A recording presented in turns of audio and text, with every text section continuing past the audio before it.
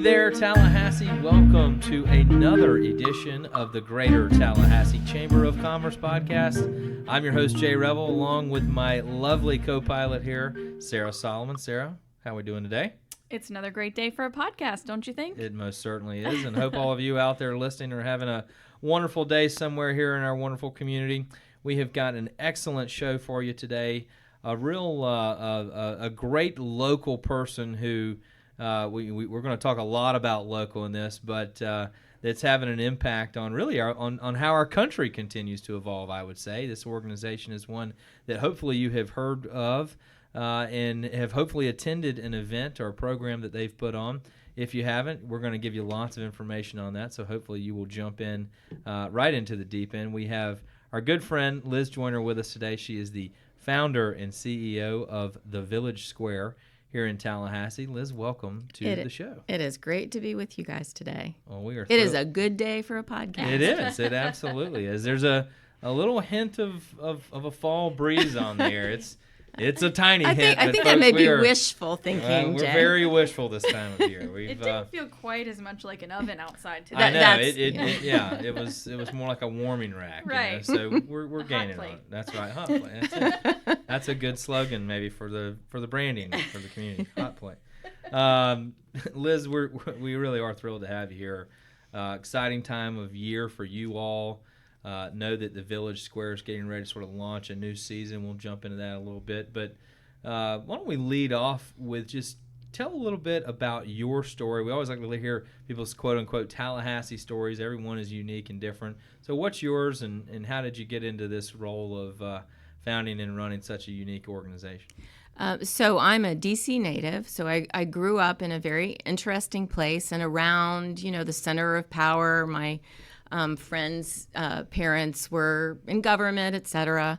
And so I think in some ways that was sort of the beginning of this because I was used to that kind of dynamic conversation between people who disagreed and who were involved. And but that back then it was different. Yeah. So the way I came to Tallahassee is my husband and I both found graduate schools that we wanted to attend here. And really, this is true. We had decided that this was going to be our first stop on a world tour of sorts, where we were going to go to graduate school, spend a little time here, and then we were going to go to a new place and just sort of, be vagabonds as a young married couple. Well, you see how far we got. We stayed here.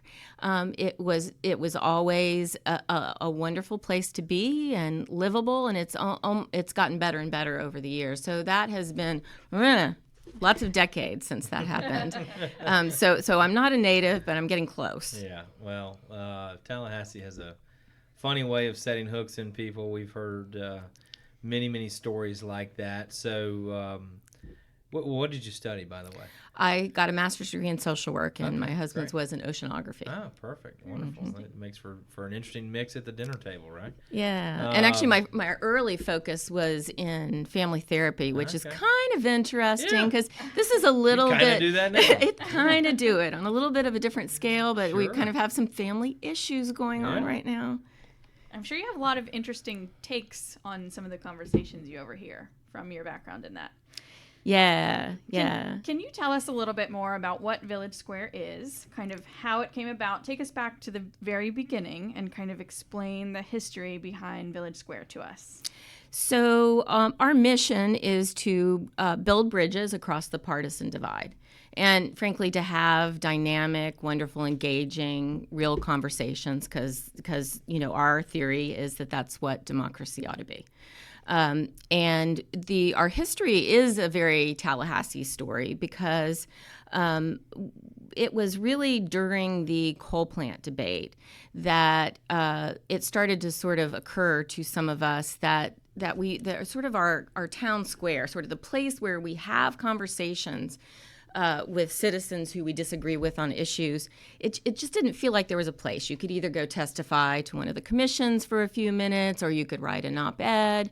But where were the dynamic conversations going on? And I had the opportunity at the time. I was helping, for the first time ever and the last time, helping run a political campaign, and I got to see some of the local leaders who were having the kind of vibrant, deep discussions about the coal plant that I felt like we ought to have been having, and they disagreed vehemently, but they'd have rollicking conversations, and real ideas came out of that. Sort of the clashing of opinion that forms solutions and ideas, and at the very least makes it so we can, so we can self-govern. Right? If we had a king, then they make all the decisions. If we're going to self-govern, we've got to engage with people who disagree with us. So I saw them as being just an incredible model of the kind of conversation that should happen. So I started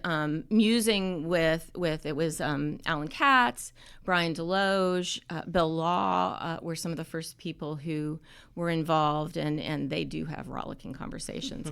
And started musing with them about the ideas. What if we intentionally start growing this conversation out bigger? Are there people that you know who disagree with you, actually even specifically on the coal plant?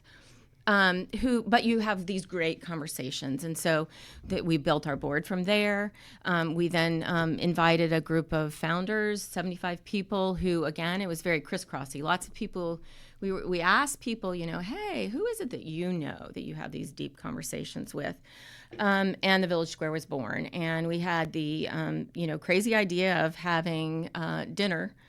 And breaking bread around these disagreements. I do have to admit that I remember the very first program that we had. We did the first year of programs on America's energy future, and the first program was on nuclear. And I remember having this thought. We had 150 people in the room, and I thought, what have we done?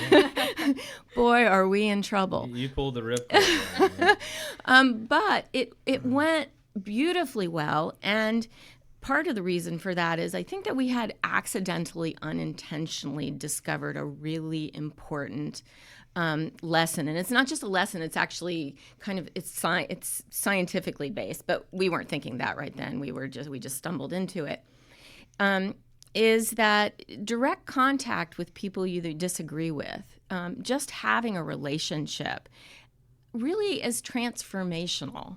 In some ways, we were at the very beginning of an insight about how we were changing the way that we were relating to each other in civic spaces, right? So that was kind of the beginning of we're all moving on to social media, and now we've got 14,000 media choices instead of just 3, and we can find the people that we agree with completely, and just listen to them. So we were kind of at the beginning of that, and one of the things that our most enduring lesson through all of this is people are really hard to hate close up, no matter what.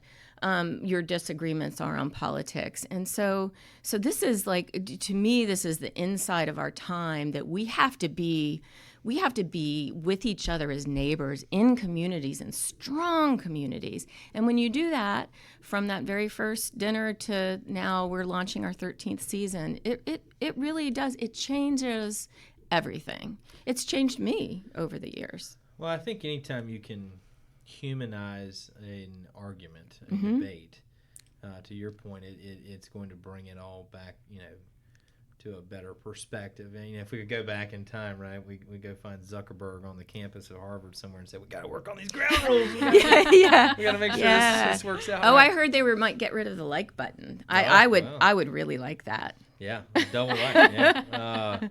They need to get rid of a lot of things, but it really is. We've reached this time where the problems of uncivil discourse are exacerbating. I'm going to say pretty rapidly, right? I mean, it's getting worse. Warp speed right now. I mean, we're headed for a civic cliff.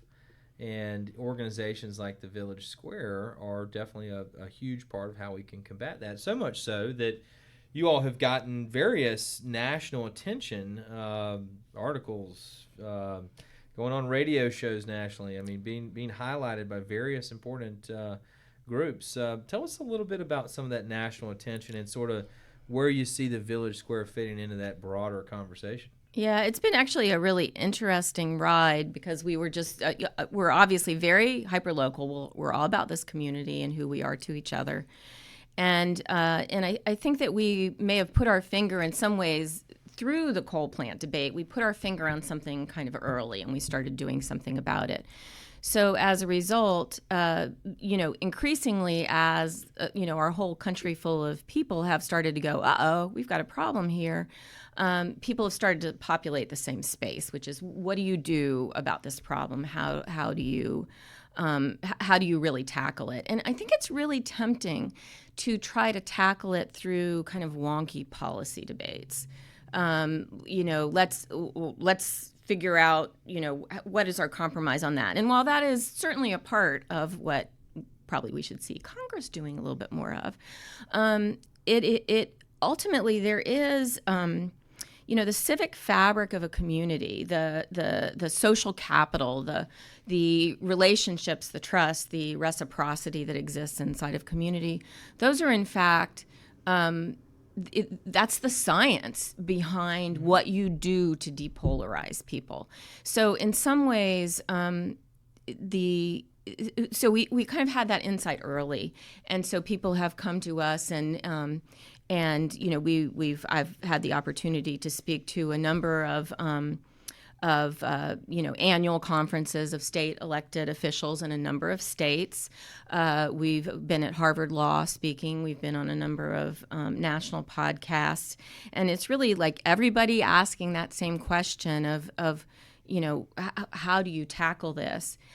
One of the things that we think is really interesting is this is actually, if you look in the right place, in a community. This is a bottom up. American democracy is a bottom up affair, right? It always has been. Tocqueville came to America and talked about, how we were always gathering with each other. That's where we go to the town hall and we work out our differences. And it may get a little rough from time to time, but that's kind of the center of gravity of American democracy. And we've flipped it.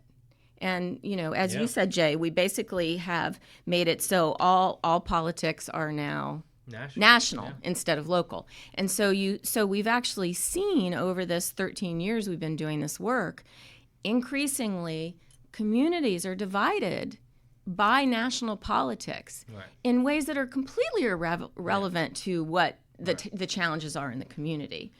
We see candidates. So I'm a political science junkie, right? I mean, we were talking about grad school earlier and stuff, but I look at candidate races that are happening at local levels across the country, and they're being debated over issues that have nothing. It's are you on our side or their side? Are you with us or against us? It's a line in the sand. Mm-hmm. If you're there, I'm here, and there's no in between, and that is a very, very dangerous thing. It is very dangerous. And in fact, it's really a symptom of the fact that I think we've forgotten our own inspiring American idea, which is that a diverse people can self-govern and that we do it by engaging with the people that we disagree with. And, that's what the framers, created is a place where we can have those clashing opinions. And that big idea has served as a light in the world for centuries now. And it's like we've forgotten that that's what it is. So instead of being in our little digital silos, we ought to be stepping out every day and going, let's go engage with somebody. Not every day. Let's go once a week. It's part of the fabric of who we are as a country and how we have built what we've built. And again, it's bottom up. This is about communities being neighbors with each other. I'd love to hear a little bit more about your programs. How do you, in this day and age, reach people who are in silos to encourage them to attend an event? Or once they're at an event, are they still, set in their ways? How do you kind of encourage people to see a different side of the world? So that is a great question, Sarah. And in fact, interestingly, I would say that by far the biggest challenge that we have as an organization is to continue to reach out to people who are in different silos. So if we succeed in our job of getting an ideologically, racially, ethnically, religiously diverse group of people in the room, it's actually amazingly easy to because again, people are hard to hate close up. And human nature, we have this sort of natural tendency towards tribalism, but we also have this amazing capacity for decency with people that we break bread with, we look at eye to eye, and also kind of a reciprocity. Like, if you do me a small kindness, then we humans are really pretty amazing about doing small kindnesses back. And it's so there's some really it's sort of by being in a room. This is unfortunately, while I think that there are ways that technology can help with this, this is a brick and mortar, human to human, tangible operation. And in some ways, that's why it's all messed up, right? It's not that it's easy to sort of think, well, we don't spend time with each other because we don't like each other. But really, we don't like each other because we don't spend time with each other. And exactly we've accidentally sort of drifted into these digital silos. So reversing the trend is the most powerful part of it. Yeah, I think that we live in an age, unfortunately, maybe there'll be a big pushback, like we'll see. But we live in this age where, and you guys do a tremendous job of this, you have to make the opportunity to gather a really attractive thing to get people off the couch, off the phone, back in the building. Absolutely. And y'all do a good job of that. And we've got some flyers here, folks, on the table from the season ahead, and I'm just looking at it. And part of it is you have you have provocative titles, you serve good food, you make interesting programs, and that cultivates an environment for people to come want to be together again. And that's really a tremendous foundation. I think that's right. It's funny because I think one of the things that's happened accidentally while we weren't paying attention is we made it so easy to group up with the groups of people who have a particular, opinion, or, you want to be a club. It helped us be kind of clubby, right? Mm-hmm. And there's nothing wrong with that. That's Robert Putnam, the sociologist who turned the coin social capital, talks about bonding social capital. That's how society is built, right? But bridging social capital is another part, and that's what we're not doing. And so we find ourselves in these silos, and we sort of accidentally just forget to do the part of the bridging part, right? That's right. And I think one of the mistakes that's really easy to make, especially in this time of sort of we're so entertained. It is so easy. That's right. To just punch a little button, and it's incredibly entertaining. So we have to, if you're going to do civics well, if you're going to want people to bridge instead of just bond, then you're going to have to give them a good reason. It can't, when I do my presentations, one of my slides is "Eat your broccoli, civics is dead," and I think there are a lot of people who really care about the civic space, who want it to not be dead. But unfortunately, we have to compete with really entertaining options. Mm-hmm. But I think the good news about that is I think if you start to pull people out, I think there is a deep yearning and hunger for this. And if people, experience it, then they want to come back. Because we're feeling disconnected. I sense a merchandise opportunity. Make civics great again, blue hat or whatever. But. Yes, actually, we are always working on that. And we're actually doing, so our season this year is the year of living locally, because we decided we were just going to double down. This is a lesson of our history.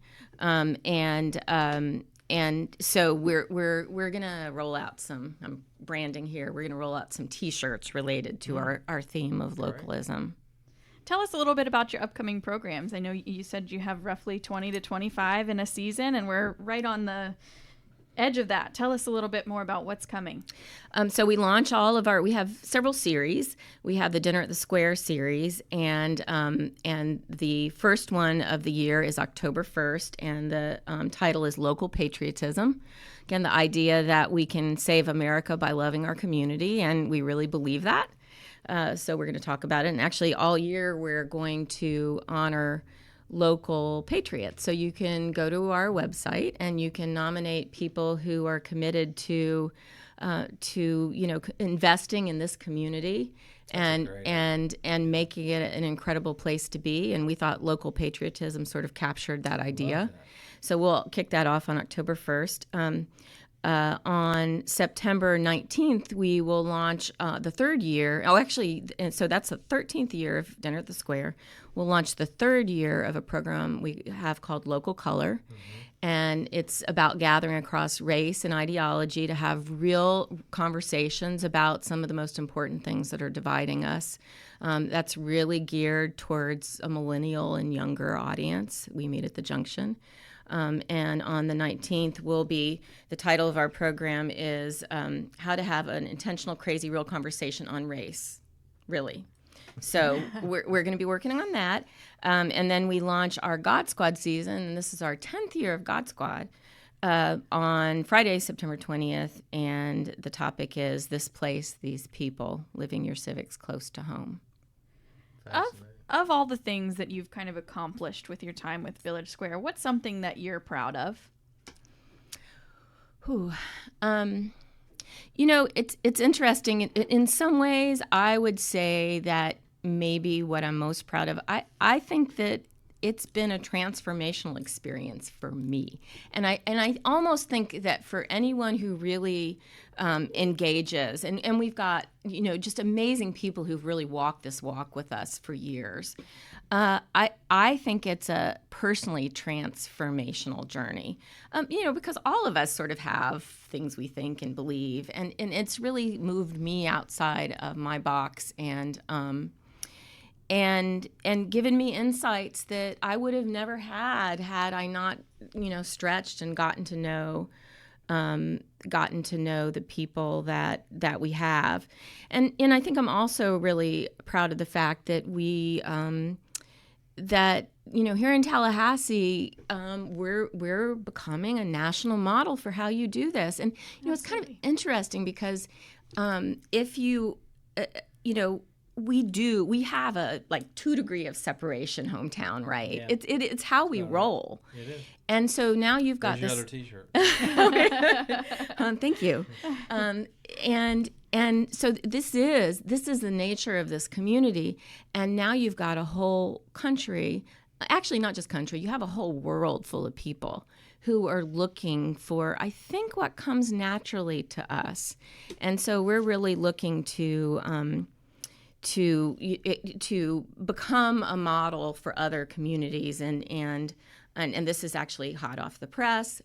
We had something happen last year that got us really thinking about this. We actually had a civic leader from Australia, surprise us, literally. Wow. She just walked into an event and said, I'd heard about you. I really wanted to see what you did. So that got us thinking, and we'll be launching I don't know, maybe your listeners can help us, or you guys can help us brand it. But right now we're calling it the Flying Pig Academy, and it'll be early May, and people will be able to come to town and experience 2 events in 2 days that are really different, and then we're gonna help teach them what it is we do, and really sort of grab on to that idea that Tallahassee is here's another one. You can test this one out. Is we've been talking about how it's kind of the capital of capital, like social capital, human capital. Folks, we were printing T-shirts by the minute over here.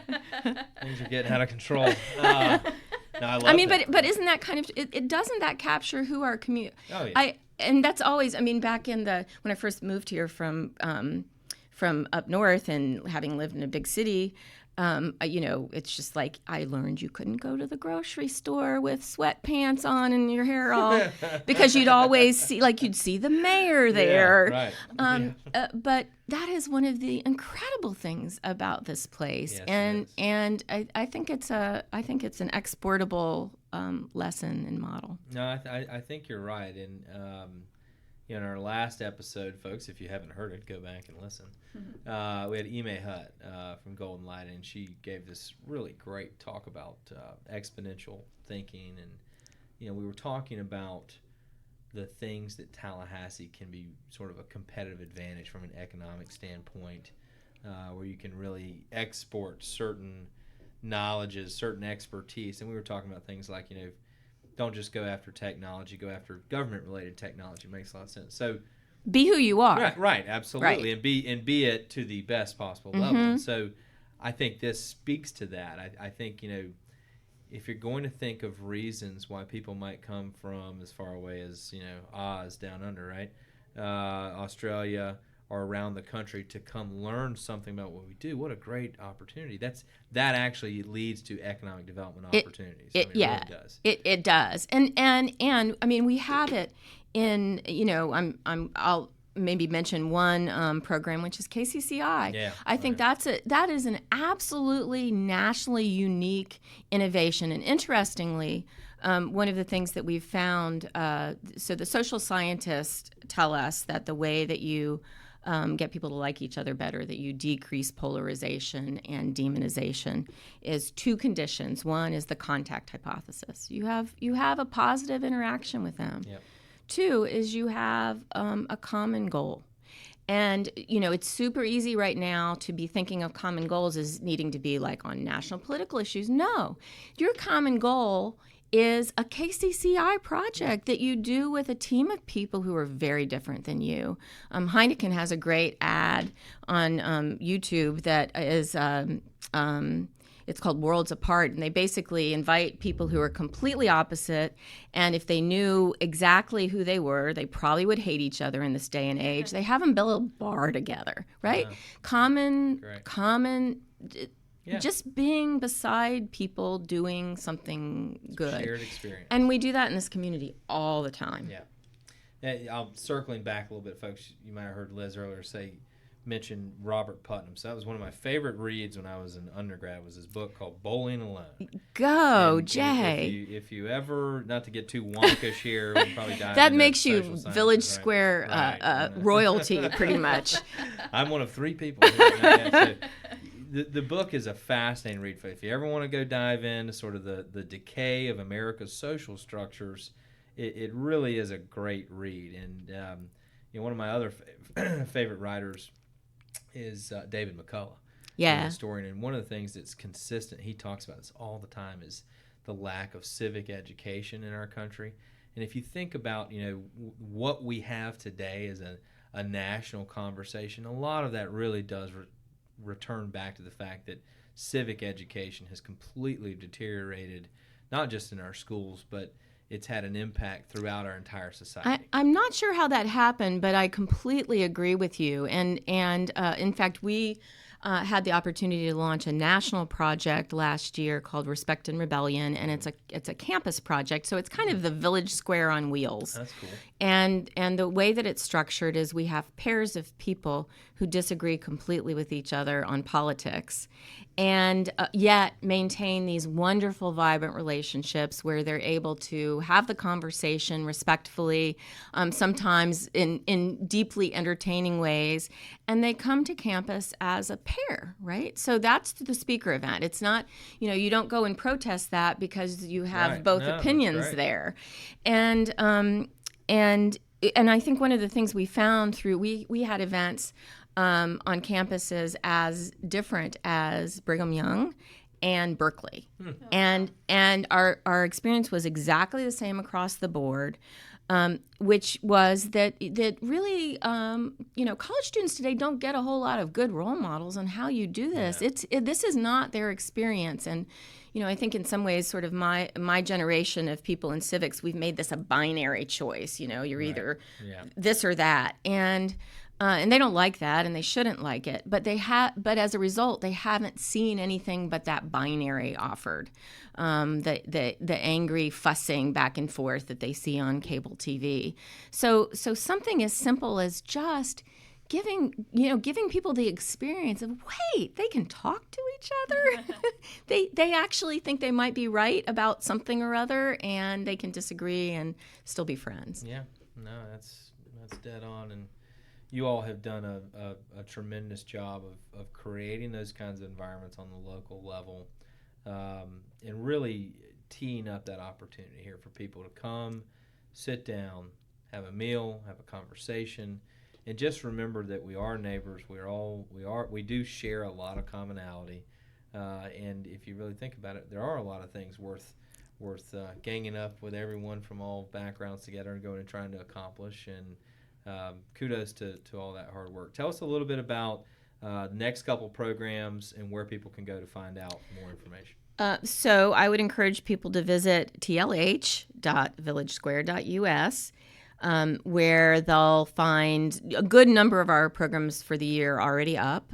Join us at the dinner series on October 1st. Those are sort of our big lead programs, but we've got something for everyone. In the 20 to 25 events we'll do this year, all but those 3 dinners are free. And in fact, if finances are an obstacle to the dinners, we'll find a way to get you there if you're interested in coming. We will have an annual town hall that'll be like our 7th. So that's become a community tradition. This spring we'll have the longest table. We're already planning next winter for a Created Equal event, which I think is like the 4th or 5th year we've done Created Equal with Leon County government. So there's kind of something going on for everyone and every taste and every interest, and we'd love to meet you and get to know you, and we know we'll learn something from you, and we hope you'll learn something from us. Well said. Liz, can't thank you enough for coming on the show. Thanks for all you're doing for our community, for our country. Working on it. That's it. Hey, it's always a work in progress. That's kind of the point, right? That is. But thanks again for being with us. Appreciate all you're doing. Village Square folks, great organization. If you've never been to a program, I can't encourage you enough to go out and give it a try. I think you'll really like what you find there. You'll find a lot of raucous energy in there, but try to laugh a little right, too. A little bit of laughing, a little bit of crying, maybe. A little bit of yeah, some of just, that too these days, right? Just remembering that we're all human together, and we're all here trying to live out a pretty good existence, and there's a lot to celebrate about each other. And sometimes we can disagree, but disagree in style, right?